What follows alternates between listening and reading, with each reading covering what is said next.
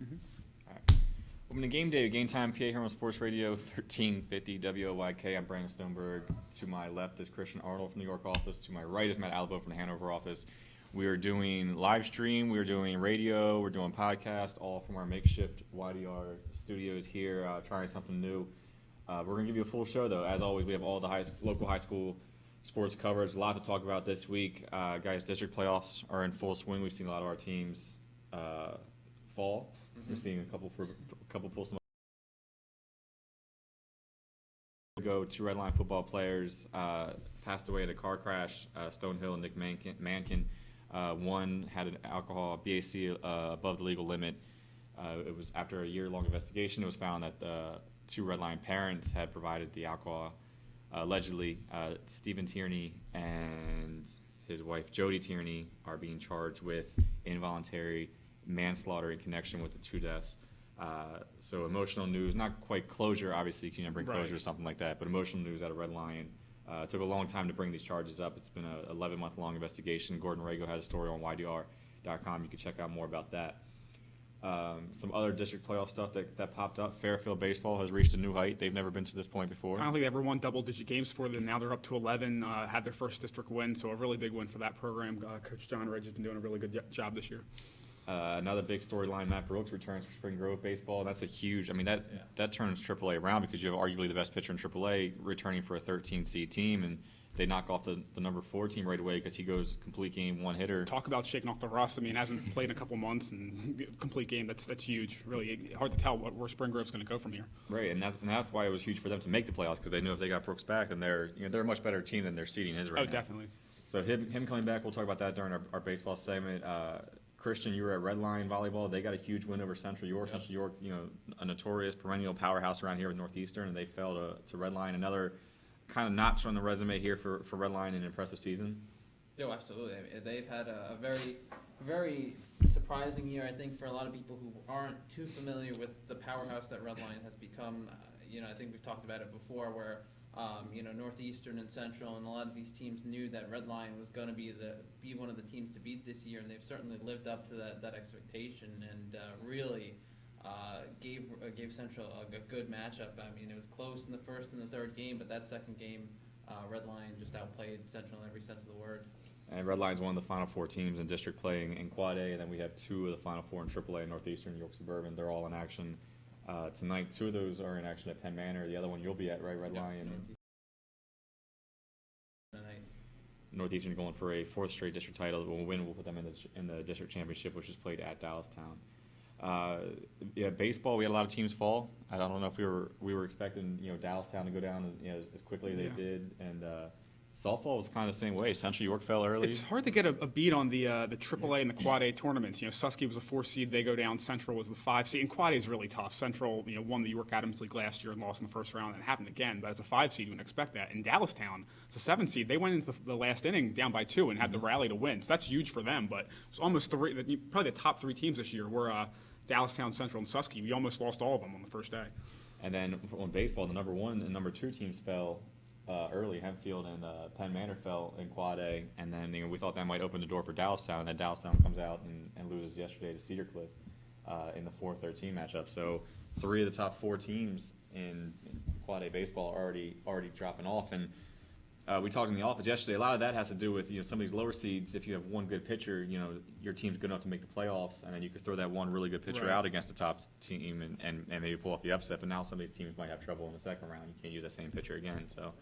There's ways to kind of line it to kind of protect the higher seeds. Maybe have the lower seeds play each other in kind of a first round and give these top 4 teams bye week or bye day, so they don't have to play these crazy good pitchers from a lower seed. But AA does that, and it kind of helps a little bit. But some of the 1, 2, and 4 fell because they ran in some really good pitching efforts from lower seeds. We'll delve deeper into baseball in a few segments. Guys, we're going to go to game balls. Matt, you're up first. Who you got for game ball this week? There's so many choices you can go to from the District 3 track championships, which were last Friday and Saturday. Ravon Dillard from Gettysburg High School set a school record in the triple jump, jumped almost 48 feet. So I'll give him one. Maddie Smith of New Oxford threw throws a javelin. She set a district record. The one person I'm really going to highlight, though, Will Green from DeLone Catholic, their distance runner, came into the championships. He was seeded 3rd in the 2 mile and 5th in the 1 mile. So the top 2 make it.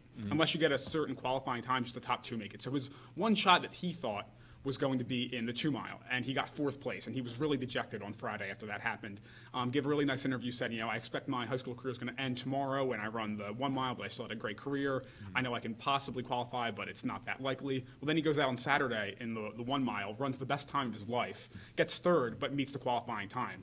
Qualifying time is 4:31. He ran a 4:29, 4 minutes 29 seconds. He'd never run better than a 4:35 before. So that was an amazing performance from him on the rain, on a very raining day, rainy track. Has the best performance of his career, and he was so ecstatic afterwards. Gave just another fantastic interview because this is a kid who runs cross country, runs track. Track's really like his big thing, and he thought his career was ending, and now he gets to say he goes to the state championships, which he'd never done before. So big day for him. Big one. Anyone else? I mean, Lynn Moradian won the 300-meter hurdles. She was fantastic, as she always is. We had so many, I think 8 boys from our league made states, 10 girls. So there's so many names. Sierra Phillips from Fairfield got 2nd in the pole vault. She had a really nice day. Morgan Jarrell was only the 4th seed in the shot put, also from Fairfield, and she won. So huge day for her. She's going there. Ben Herta, the best javelin thrower in the area. He won in AA from Big River, I said, through 180 feet. So big day for him. I mean, like I said, so many names, but those are some of the main ones that really stand out. How about you, Christian? Who you got for game ball? You got to give it to the Red Lion volleyball team, who went out and had a tremendous outing on Monday against Central York to continue this sort of astonishing run. And in some ways, this is one of the best season they've had in the program's history. This is the furthest they reached, the first time they've qualified for the state tournament. And they had just an absolute great effort on Monday against Central York. Cole Brilhart, 10 aces.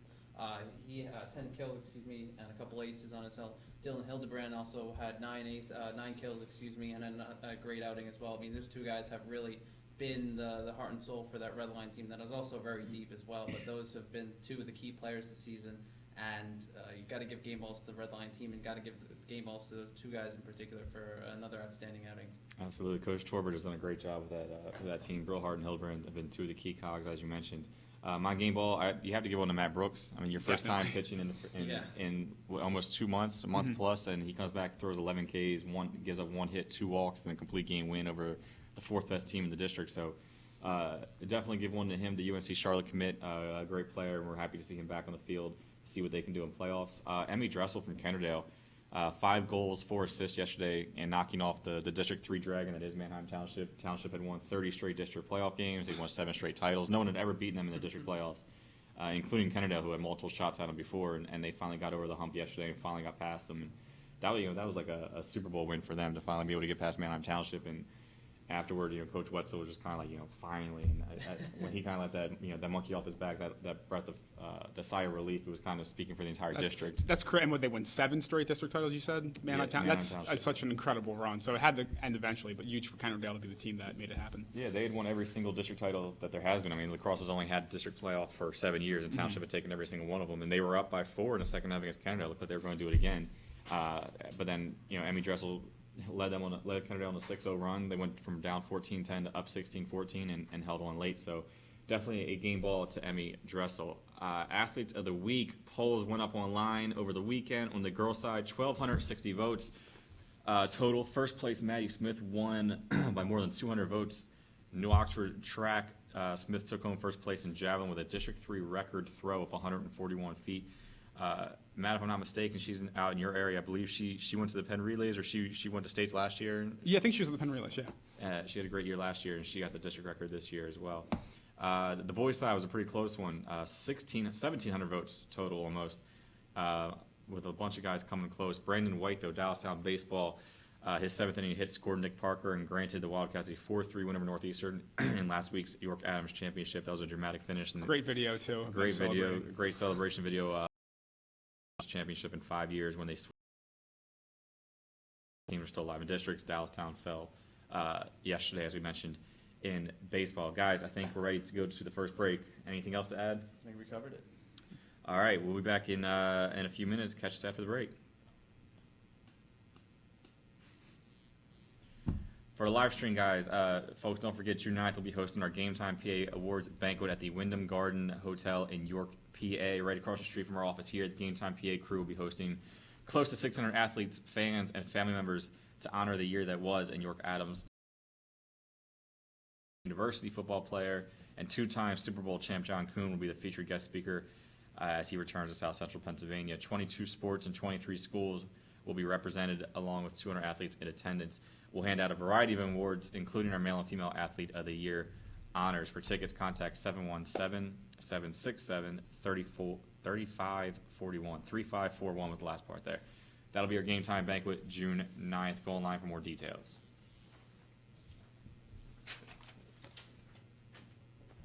And we'll wait a few seconds for the radio.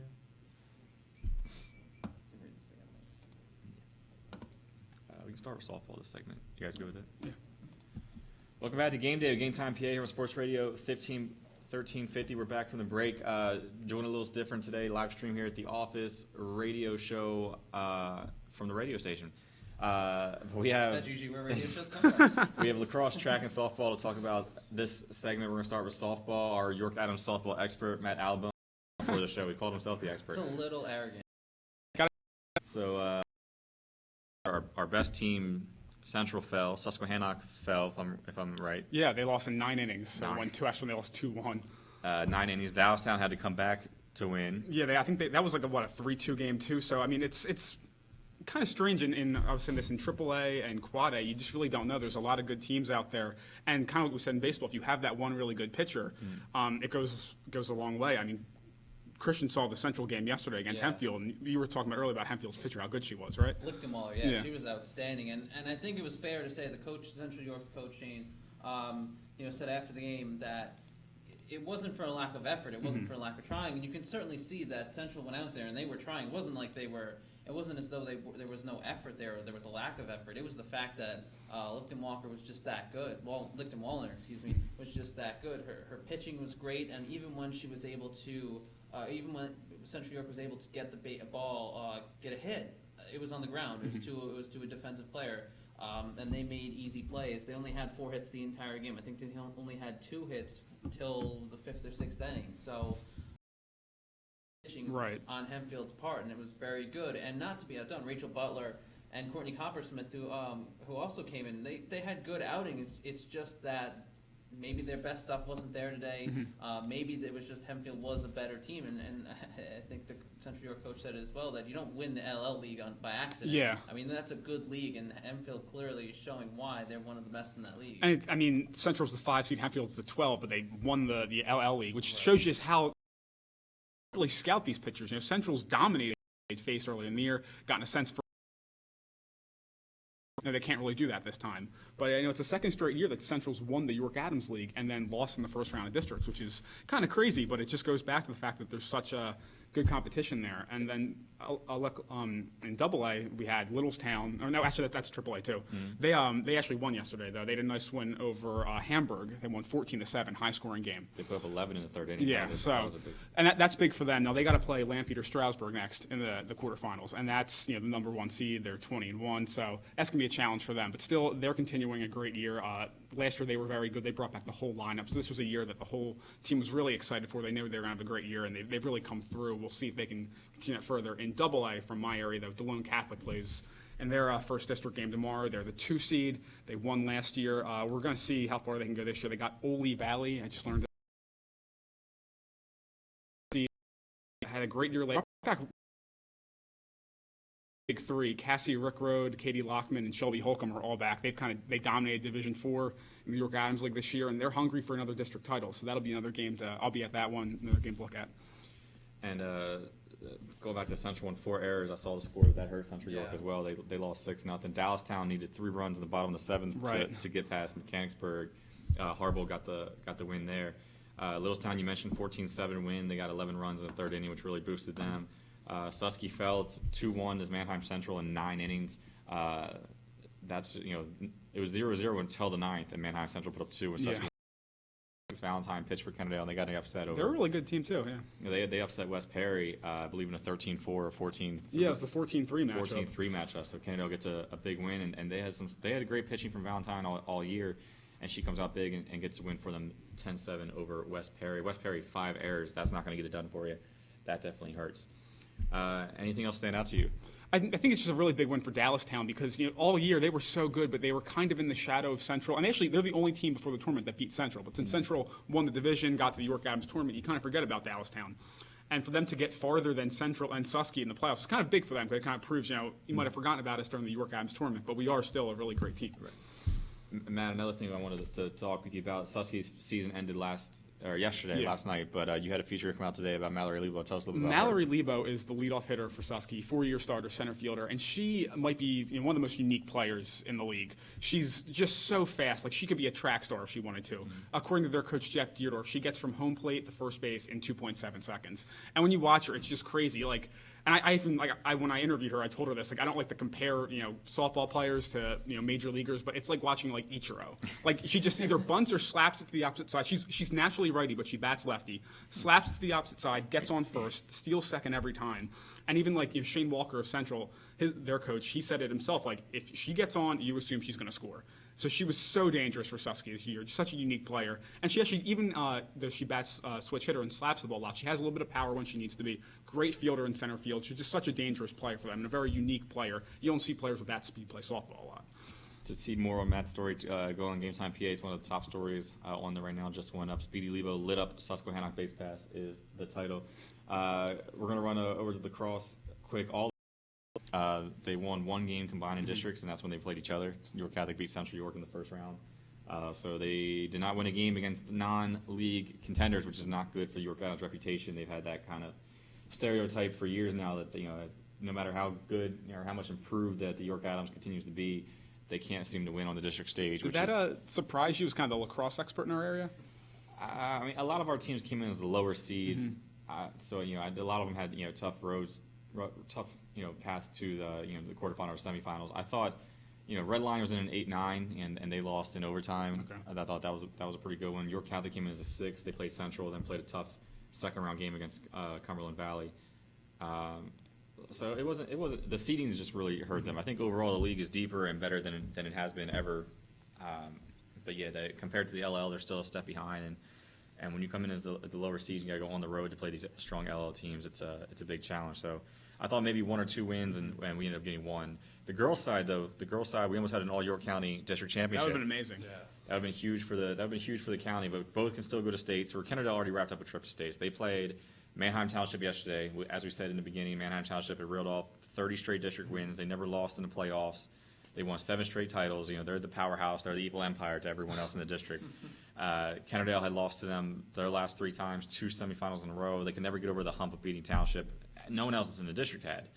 And they finally got over it yesterday. They in the first half, it was Manheim Township was winning every draw control. So Kennerdale, if they made a defensive stop, they'd come down and score a goal, but then they'd give up 2 in a row because Manheim Township would win the draw control, score, repeat. So Kennerdale scored 1, Township scored 2. Kennerdale get 1, Township scored 2. So they could never get too close. And eventually they were down 14-10 in the second half.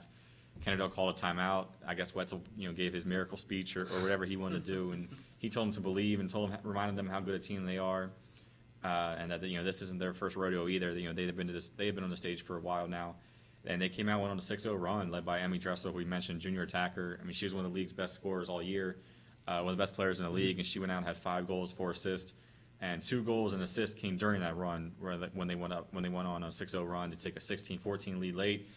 And then the last minute they were up 16-15 and they were just throwing the ball over the field, just trying to make Manheim chase it and keep it away.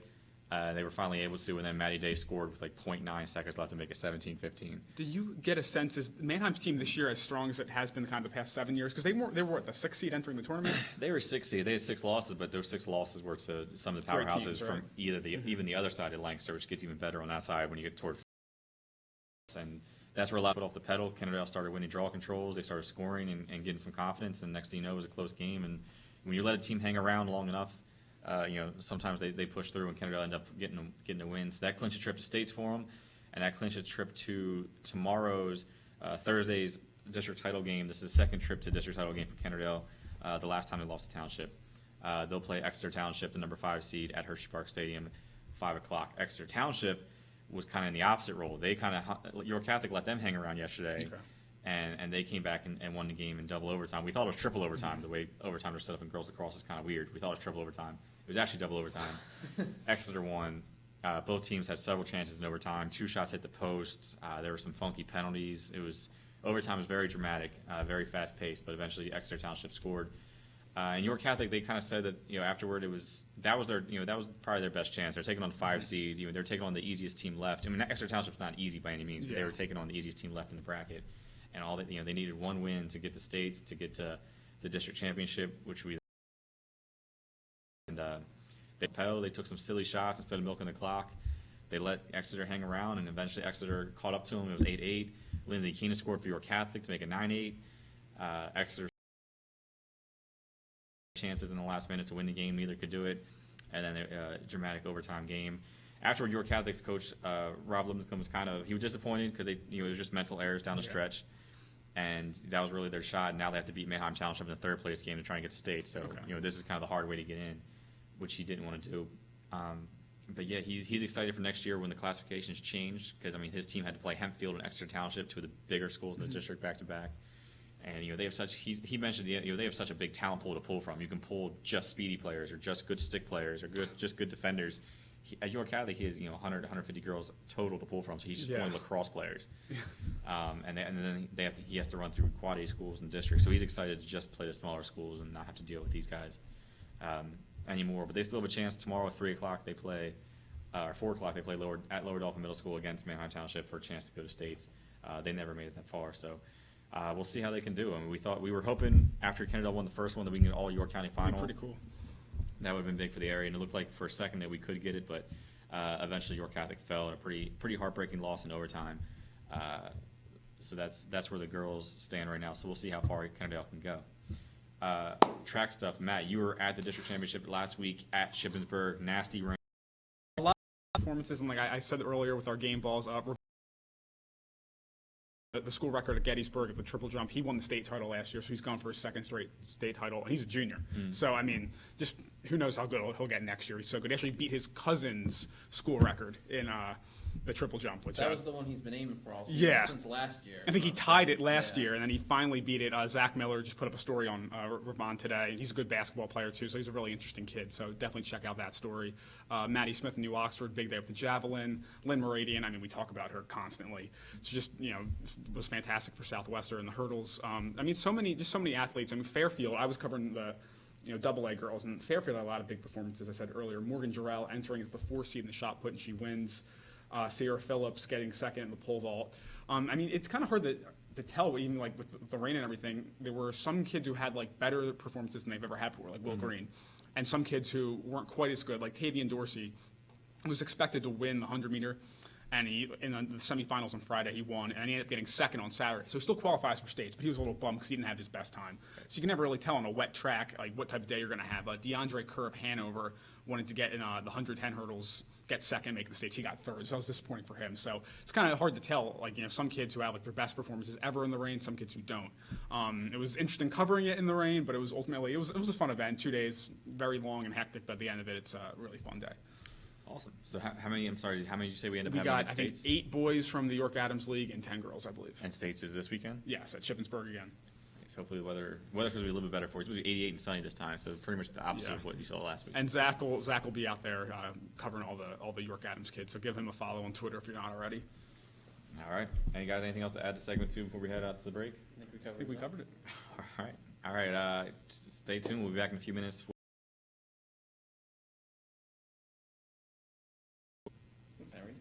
Go for it, man. All right.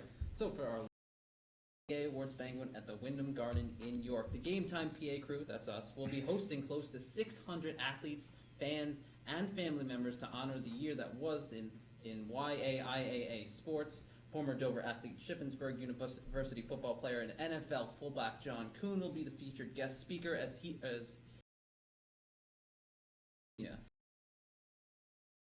schools will be represented along with 200 athletes in attendance. Contact 717-764-3541. That's 717-764-3541. Oh, thanks. Christian's got that announcer voice. All right, ready? All right, welcome back to Game Day with GameTimePA Radio, Sports Radio 1350. Jumbled that all up. Regardless, we're talking high school sports. We're going to talk some baseball. Guys, we had a lot of our teams fall yesterday. Our only Quad A team, Dallastown, they lost. Northeastern, our best AAA team, they lost. West York lost. Spring Grove won. Matt Brooks came back and led them to a win. Christian School of York, our best single A team, lost. Wow. This is a really depressing start to the second. In Double A, I know we have Biglerville. Biglerville, yeah, they won. They beat DeLone, and that was a So DeLone YAIA match. And of course, we had Fair.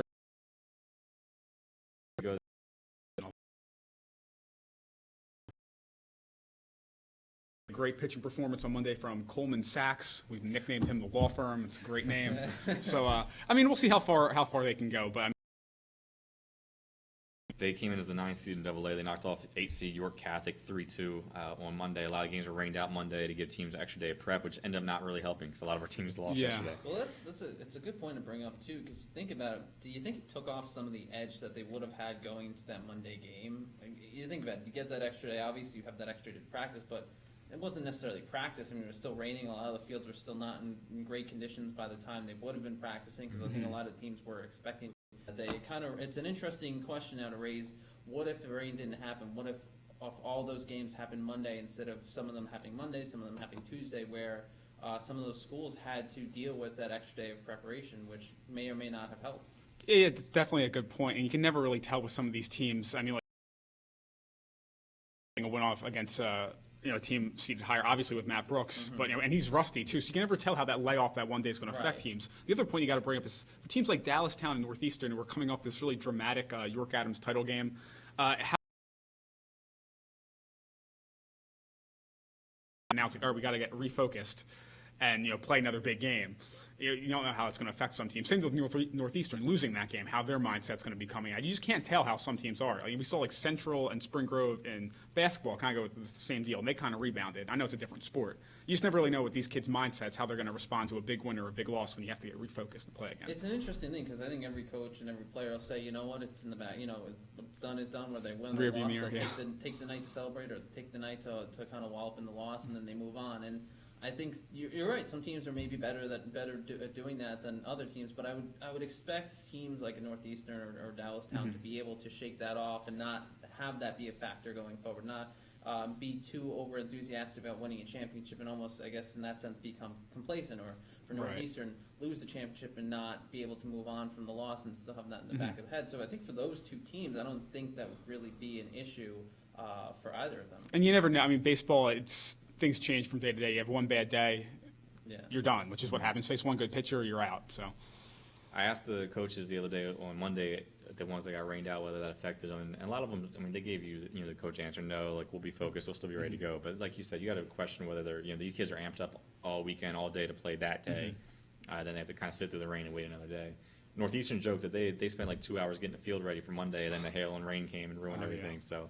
I think the best example of that too. I was doing a volleyball game. It was one of the league tournament games with Northeastern for the championship game, and Northeastern won their semifinal match, and they had an hour layover where they were just kind of sitting in the gym waiting for Redline or Suburban to win. And after the game, I asked Matt Wilson, their head coach, if he was a little concerned about them losing some of that edge, and he was very honest. He said, yeah, it was a kind of a concern because you think about it. Even going to Cliff, Dallastown each had seven hits. Dallastown 2 errors hurt them as well. Eastern came in as a 16 seed in AAA, so we didn't have huge expectation for them. They were playing number 1 Greencastle, who's just been Greencastle. I saw them in person against Northeastern. They're just on a whole nother level. I mean, Greencastle was the number 1 seed. Northeastern was a 3, and I saw Greencastle put up 10 nothing win. They have Miles Gaiman, who's undefeated on the mound. This kid was throwing 93 against Northeastern. Penn State commit, getting scouted by the Brewers or Reds, and the Greencastle fans were telling me all these. So as good as Colby Schimmel and Brandon R.R., who pitched for Eastern York, Miles Gaiman and Greencastle are on a whole nother level. 6-0 win there for Greencastle. Palmyra, West York, that was kind of the same thing as the Dallastown game. West York gave up just one big inning really hurt them. Palmyra put up 5 in a second, and that's really all it took. West York eventually got 3 later on, but it wasn't enough. Palmyra comes away with a 7-3 win. Almost not a rebuilding year for West York, but they went through a coaching change. They lost they lost a couple of the best players in the league from last year, graduated. So, for them to make districts was a solid performance. They finished the season 10-9. Northeastern, 8 walks from Cody Reeser was a big thing for them. 7 strikeouts, but 8 walks really ended up hurting them. He pitched into the 8th inning, and then Brady Dolan came in. But the final of 9 innings, that one took 9 innings. Northeastern lost 6-3 to Hamburg. Hamburg put up.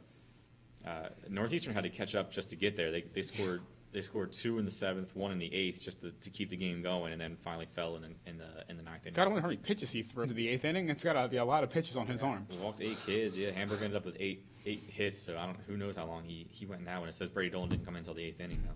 And then Biglerville 7-6 over DeLone in a pretty close one. Hartlov and Kent pitched for DeLone. Long and Ayers pitched for Biglerville.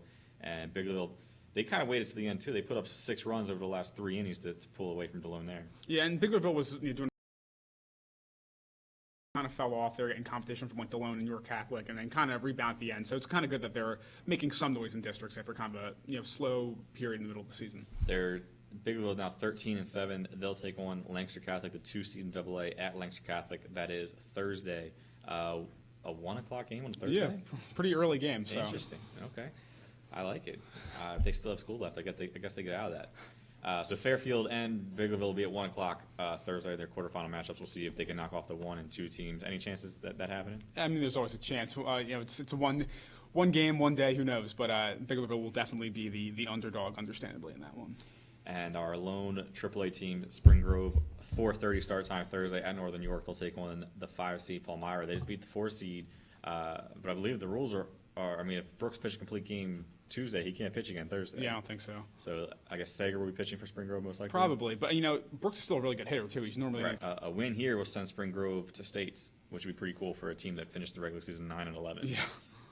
But that would earn them a trip to states and put them in the semifinals, most likely against number 1 Greencastle, which would be a challenge in itself. But a Brooks versus Miles Gaiman pitching matchup would be pretty fun to watch. And you got to feel so good for Matt Brooks. I mean, you never want to see a kid who loves baseball. That's his thing. Lose most of the senior year. So to come back, I mean, if they don't make districts, and they were for a while, you weren't really sure because they were the 13th seed. Right. He doesn't get to pitch again his senior year. So you got to feel really good for him just to get back on the field. Yeah, so we'll see if they can get past Palmyra. That'd be a lot of fun seeing them go up against Greencastle and see what can happen there. But that's also Thursday, 4:30 at Northern York. Guys, that'll wrap up the baseball segment. We took up 10 minutes just baseball, so we'll come back after the break and talk some volleyball. Sounds good. All right, we'll see you guys after the break. Stay tuned. Do you want to do the thing? All right, for the live stream crowd again, folks, don't forget, June 9th, we'll be hosting our GameTimePA Awards Banquet at the Wyndham Garden here in York, Pennsylvania. The GameTimePA crew, that's us again, will be hosting close to 600 athletes. Yes, 600 athletes, fans, and family members to honor the year that was in the York Adams sports.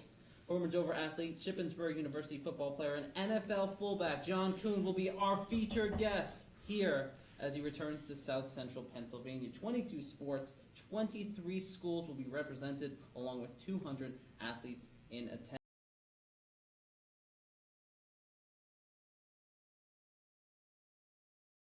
See event 53541. That's 71741. Boom. Impressive. Well done. You guys ready? Mm-hmm. All right, welcome back to Game Day of GameTimePA Sports Radio 1350. Christian, we are talking volleyball this Lion Central. Yes. No one, well, maybe Red Lion, but no one else expected a sweep there. What happened? I don't even think Red Lion expected a sweep. We were talking to Dylan Hildebrand after the game, and I think he was even surprised. He said we were expecting to go 5 games, so I think that says it right there. But it was a very, speaking of it brought, energy level was just off the charts, and that was a big win for them. Reason for the volleyball program. It's the furthest they've ever been in the districts. This is the first time they'll go to a state tournament. Mm-hmm. So a lot of this has to just feel really great for a lot of the players that have been there the last 4 years, that are seniors, that are kind of at the end of the road, being able to see this team go from, sort of the middle of the pack to being one of the best teams in the York Adams. And when you're one of the best teams in the York Adams, you're arguably one of the best teams in the state because the best leagues in the state. Big win. It was a close game in the first one, 25-23. They traded points back and forth, and then Red Lion kind of got the momentum in those last 2 points. They evened it up at 23, and then got the quick points, 2 points to end in the first game. They won 25-23. The second game was where it got a little hairy. Your Red Lion was winning 4-2 early in the second game, and I believe it was Dylan Hildebrand on the service line, and he hit the ball out of bounds, and there was some sort of officiating error, and he got a redo, basically. Okay.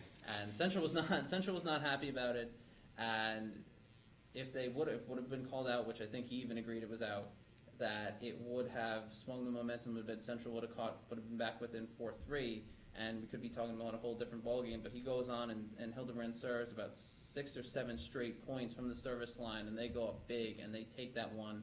I believe it was 25-14, 25-13, something to that effect. And then another close third game where Red Line came out with a big lead, and then Central York closed the gap a bit. They tied it at 23. It looked like they could force a fourth game, but again, a bit of an error on Central York's part this time, and they give up the service that they had. They serve it right into the net.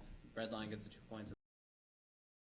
LL team, the number 1 seed in AAA, Hempfield. Yeah, a lot of good teams here in the invitation during the regular season. So Red Line's not a team that's not used to seeing good opponents. And again, when you have Cole Brilhart and Dylan Hildebrand and a very deep roster behind them, they're a formidable team that, like I said earlier in the program, a lot of these teams, the Northeasterns, the Centrals, the Suburbans, the Dallas Towns, they saw this coming. It wasn't this big surprise like I think we kind of see it now, but to them, they could kind of see the writing on the wall that Red Line was going to be a tough team. It's really interesting in volleyball. I feel like in some of these other sports, like whether it's baseball or softball, if you're a quad A school, the York Adams tournament means so much because once you get to districts, you're going to run to a buzzsaw somewhere. So that those teams really care about the York Adams title. In volleyball, if you're a school like Red Lion or Central, the past couple of years, you knew in the league tournament you were going to hit Northeastern eventually. Right. So it's like when you get to districts, it's like, okay, we don't have to worry about Northeastern now. We feel like we really have a shot. Like, I mean, Central a couple of years ago,